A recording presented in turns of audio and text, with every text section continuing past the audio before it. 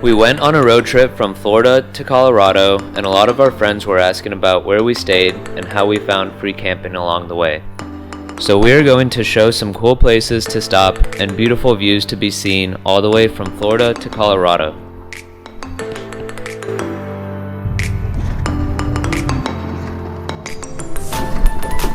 We started our trip on the Rainbow River in Interlaaken, Florida. Tawny's parents live near there, so we were able to launch their canoe at a local boat ramp. But there are many places on the river where you can rent kayaks or tube down the crystal clear water of the river. We suggest going to the Rainbow Springs State Park and enjoying the waterfalls and head springs before renting a kayak to explore the river. The water stays 72 degrees year-round, so it's a perfect, refreshing place to swim. Keep your eyes peeled on the sides of the river for a small cove and streams like this one.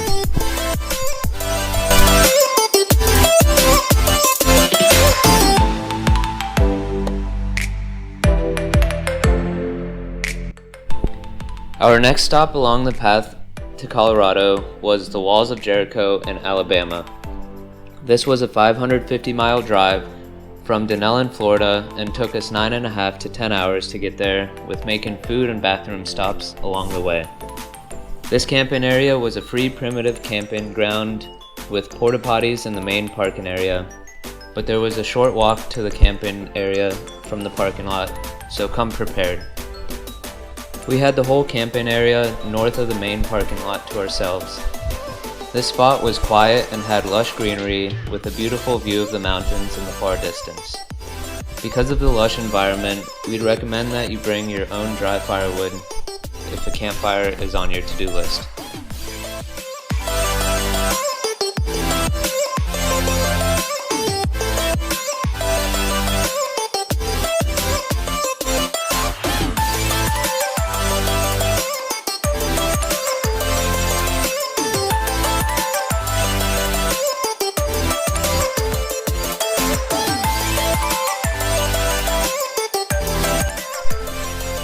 When we are camping away from our vehicle and have our food with us in a primitive spot, we like to set up bear bags as a precaution. The bear bag should be made out of material that seals odors. We used a dry bag. It should be hung around 100 yards from your campsite, ideally on a branch that is 15 feet off the ground, and should also hang 10 feet away from the trunk of the tree. Bears are extremely good at climbing. We tied a rock to the end of our rope to help us throw the rope over the branch and to leverage the bag up. We dropped the bag because we were hungry and it was dinner time. We just wanted to set up the bear bag before it got dark out. Our camping spot for this night was Prairie Home Conservation Area in Missouri. The drive was around 580 miles from our previous spot in Alabama. This area is out in the middle of a bunch of farmland and seems like the middle of nowhere. However, it was very peaceful and made for a free night's sleep surrounded by nature.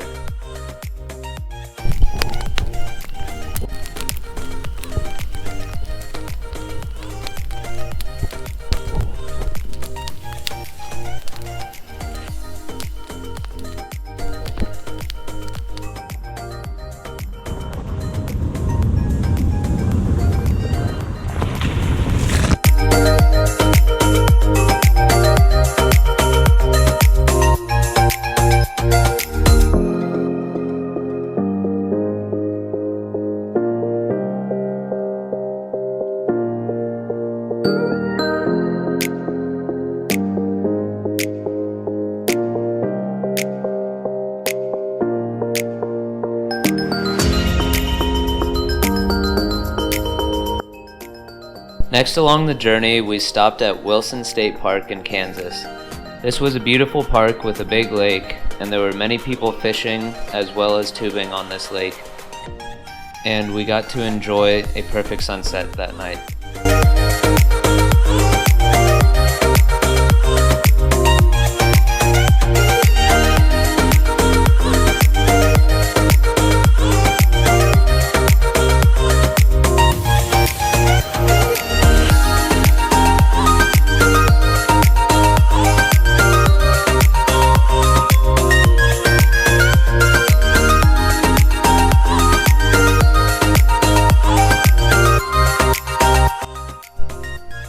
After spending 3 nights out camping, we decided to get an Airbnb and do some laundry and take showers before being fully in the mountains.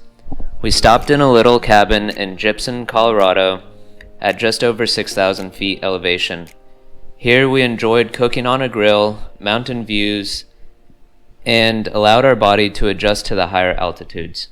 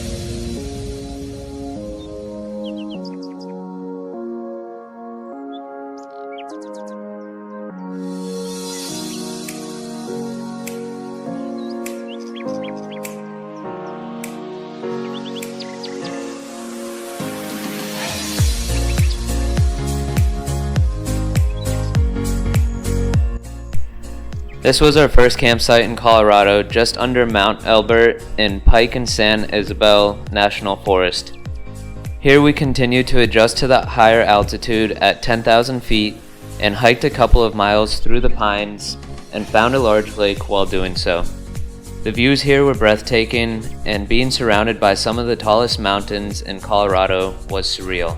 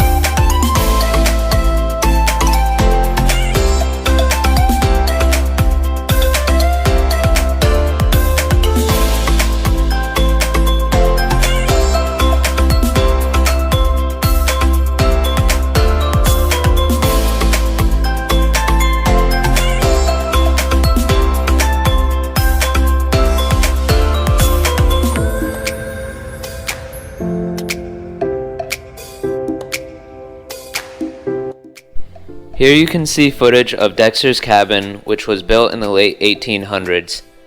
This cabin was accompanied by a tiny little village about a quarter mile further down the trail. In this village you could see a few more cabins as well as a hotel named Interlaaken. In the 1970s, these buildings were restored and moved 150 feet uphill to save them from the rise in lakes nearby.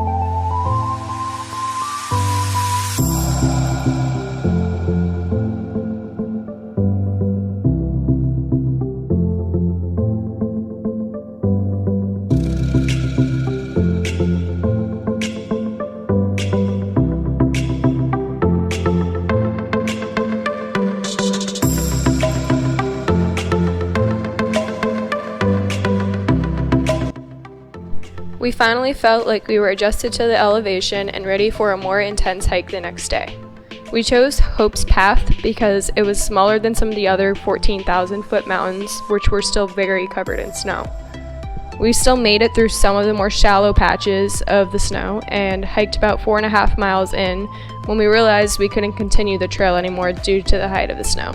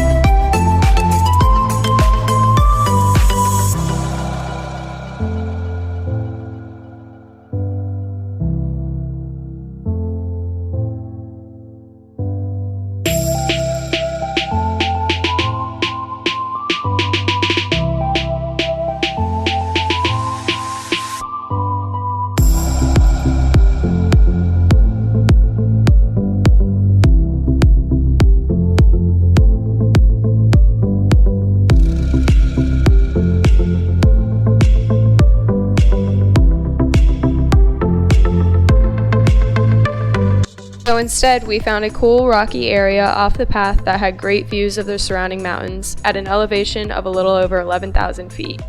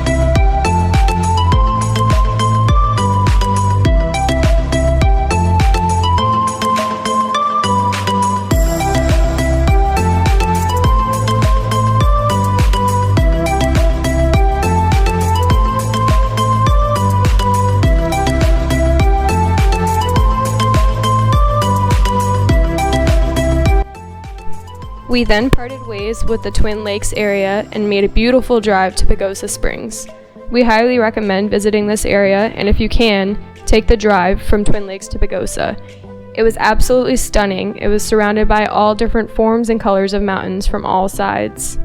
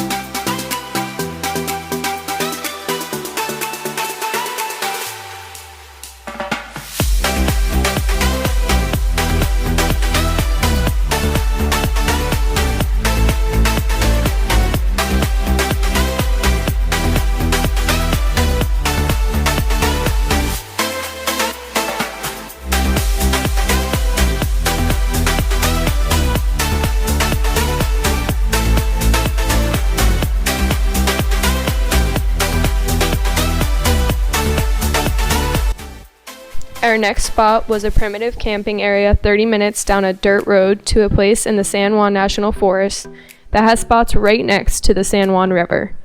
These spots were each equipped with fire rings, and the sound of the river made for a peaceful and restorative night's sleep. Not to mention that the views here were absolutely breathtaking.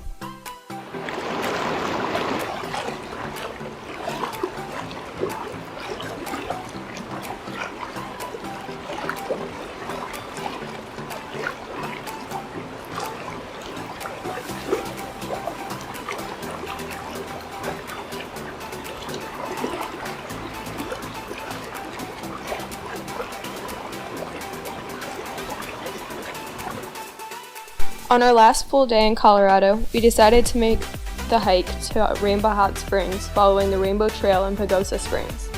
This was by far our favorite hike.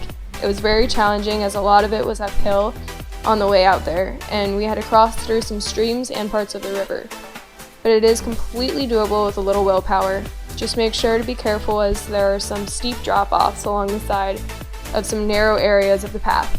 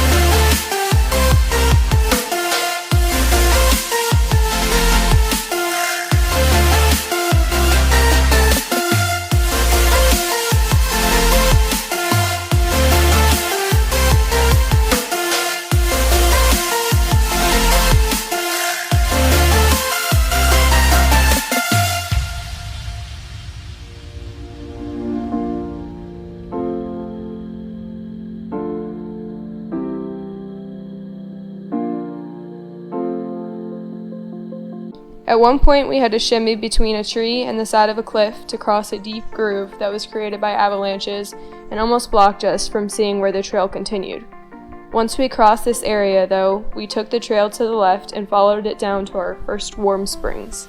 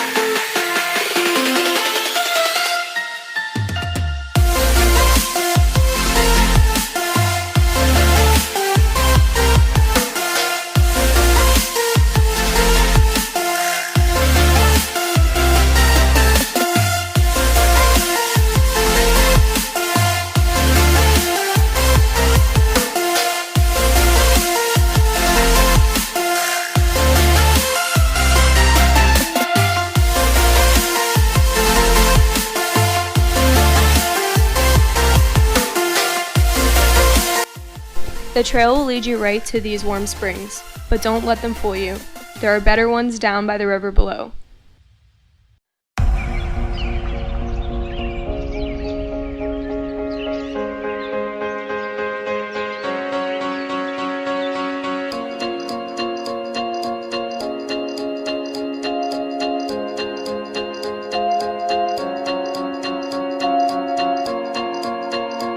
We found the real hot springs next to the river at the bottom of the cliff that the campsite area looks over.